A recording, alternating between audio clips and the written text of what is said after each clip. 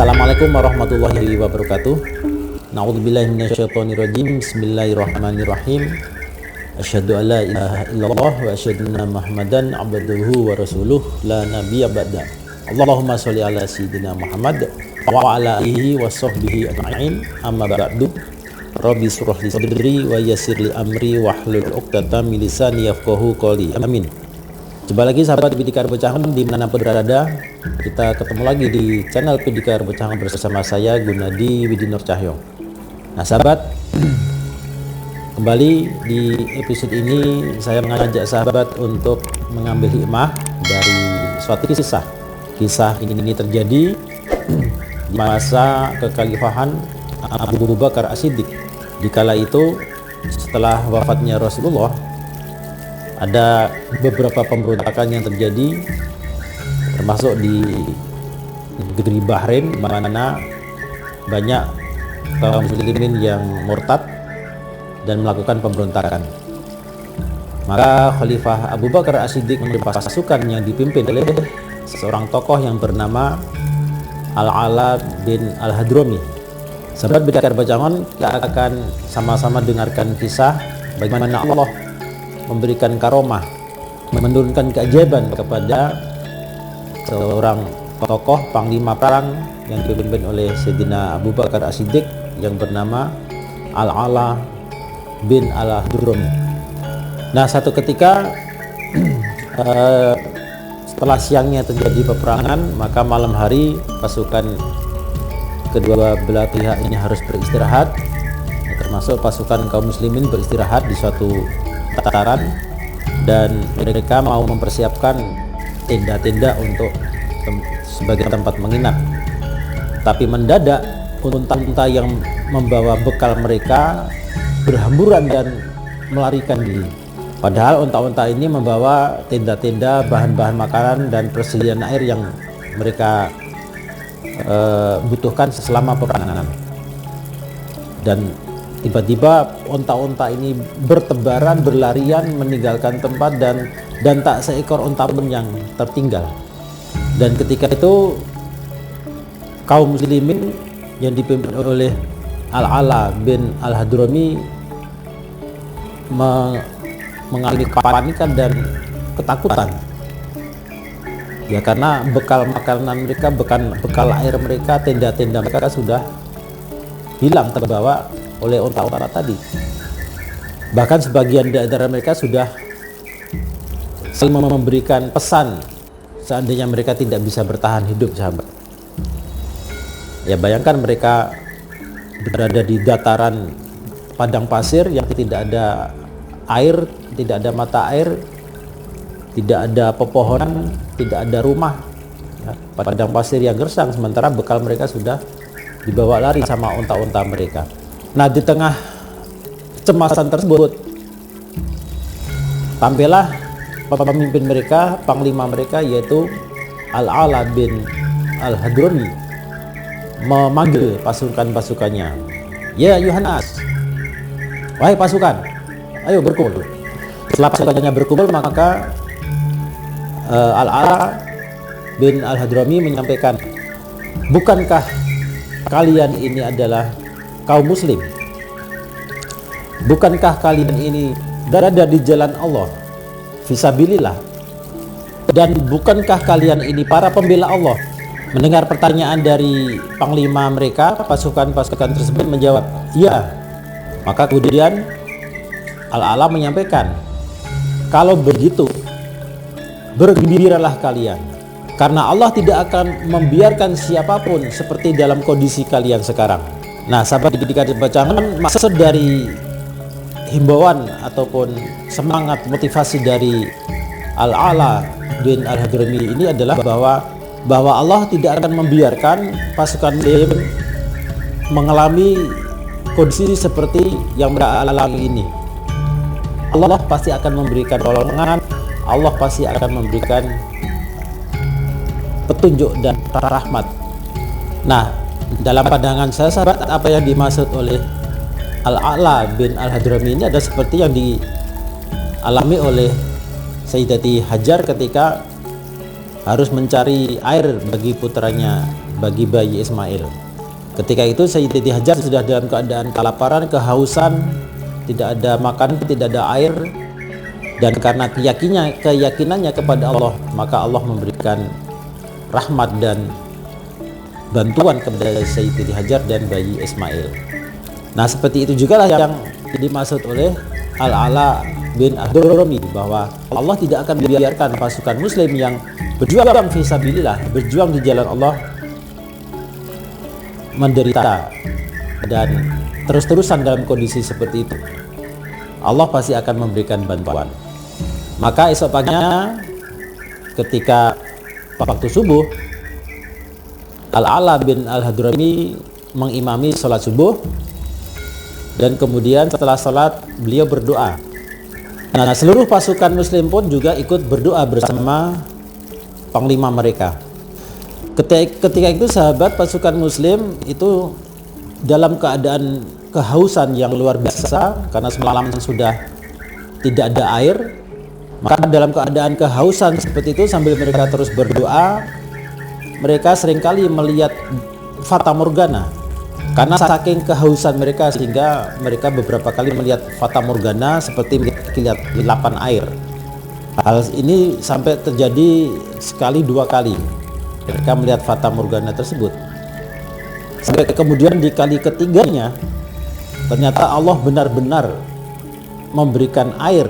Allah benar-benar menurunkan air, di mana di dekat mereka berada itu kemudian muncul kolam air yang bening, kolam air yang jernih. Padahal semalaman mereka berada di situ tidak ada sedikit pun air. Dalam keadaan kehausan yang amat sangat tersebut, mereka berdoa kepada Allah dengan penuh keyakinan, maka Allah pun memberikan mukjizat. Allah memberikan karomah kepada Al-Ala bin Al-Hadrami dengan munculnya kolam air yang bening ini. Maka kemudian Al-Ala dan seluruh pasukannya minum dari air tersebut untuk melepas haus mereka. Dan bukan itu saja sahabat, setelah kejadian itu, setelah menjelang siang, begitu hari sudah mulai agak siang, tiba-tiba dari berbagai arah itu muncul unta-unta yang kemarin itu berlarian. Ya, unta-unta itu muncul dari berbagai arah dan kembali kepada pasukan Muslim ini tanpa sedikit pun barang yang hilang. Jadi tenda-tenda dan persediaan makanan dan air mereka itu masih berada di atas unta itu. Muatan-muatan itu masih ada di punggung unta-unta mereka dan tidak hilang. Masya Allah, ini adalah suatu karomah dari Al-Ala bin Al-Hadrami yang dengan motivasinya, yang dengan keyakinannya meyakinkan kepada pasukan Muslim untuk tidak berputus asa atas rahmat Allah, atas pertolongan Allah. Nah, apa hikmahnya sahabat tinggal bersamaan? Bahwa kita sebagai orang beriman tidak boleh berputus asa dari rahmat Allah. Dalam kondisi sesulit apapun, dalam situasi yang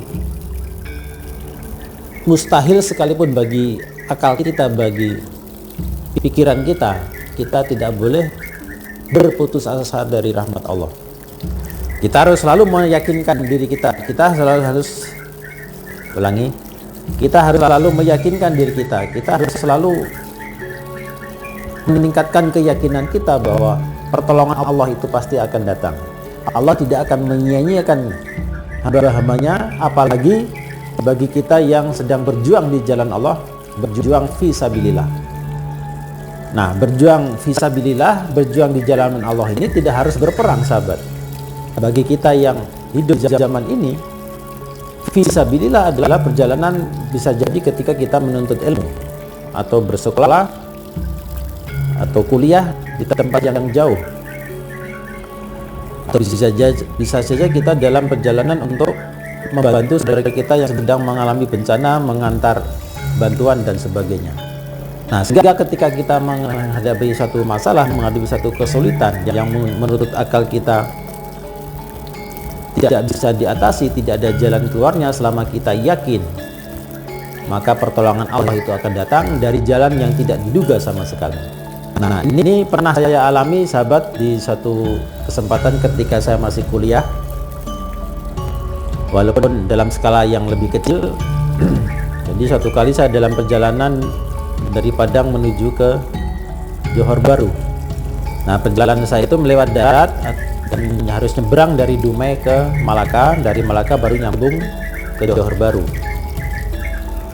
Nah, ketika sampai di Malaka, ya, saya harus mencari tiket bus di terminal di Malaka untuk melanjutkan perjalanan ke Johor Bahru. Karena waktu itu weekend, maka semua loket itu ternyata sudah penuh. Maksud saya, semua loket itu sudah habis tiketnya. Jadi bus-bus sudah penuh ke semua jurusan karena ini weekend. Nah, termasuk yang ke Johor Bahru, semua loket yang saya datangin itu tiketnya sudah habis, sudah sold out. Nah, sehingga saya sempat berniat untuk bermalam. Tetapi alhamdulillah waktu itu saya tidak berhenti berusaha. Ketika saya mendapatkan bahwa semua loket sudah habis tiketnya sampai waktu asar, kemudian saya istirahat untuk sholat asar. Kemudian setelah sholat asar saya berdoa, minta pertolongan dan minta kemudahan. Setelah sholat asar saya pergi langsung ke tiket yang biasa saya langganan, yang ketika sebelum sholat tadi saya datang ke situ tiketnya sudah habis. Walaupun saya tahu bahwa sebetulnya itu loket sudah saya datangin dan tiketnya sudah habis, saya tetap pergi ke situ. Saya ulangi lagi dan bertanya kepada penjaga loketnya, "Cek, masih adakah tempat untuk ke Johor Bahru?" Nah, di luar dugaan, si penjaga loket berkata, "Oh, ada nih, Cek. Masih ada satu. Tadi ada penumpang yang dibatalkan." Masya Allah.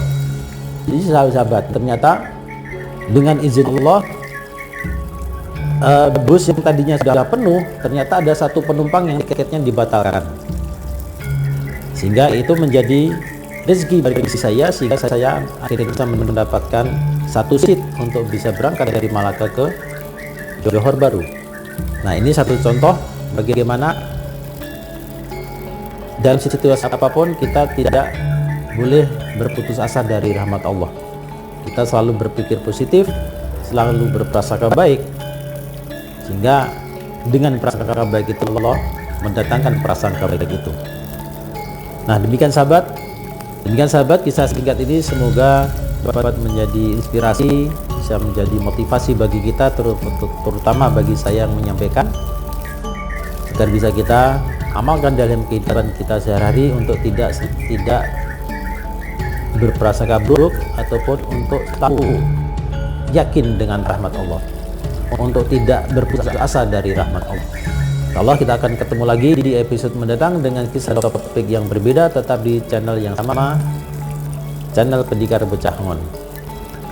Terima kasih sahabat telah mengikuti channel ini, dan mohon doanya, mohon dukungannya, semoga channel Pendekar Bocah Ngon bisa terus berkembang dan bisa terus memberikan manfaat bagi para viewer, bagi para subscriber dimanapun berada. Saya akhiri perjumpaan kita di episode ini. Assalamualaikum warahmatullahi wabarakatuh. Salam Bocah Ngon.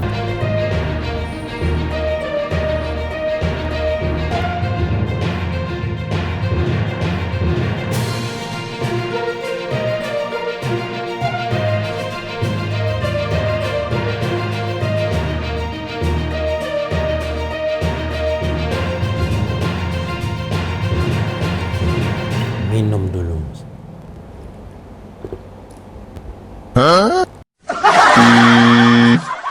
satu pun, tak seekor unta pun, tak seekor unta pun. Lagi. Oh no. Karena Allah tidak akan memberikan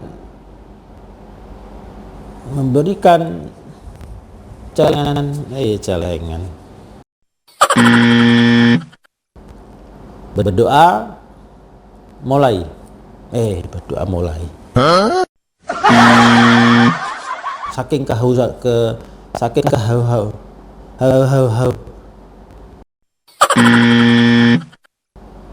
kehausan mereka karena menahan haus. Kehausannya menahan haus.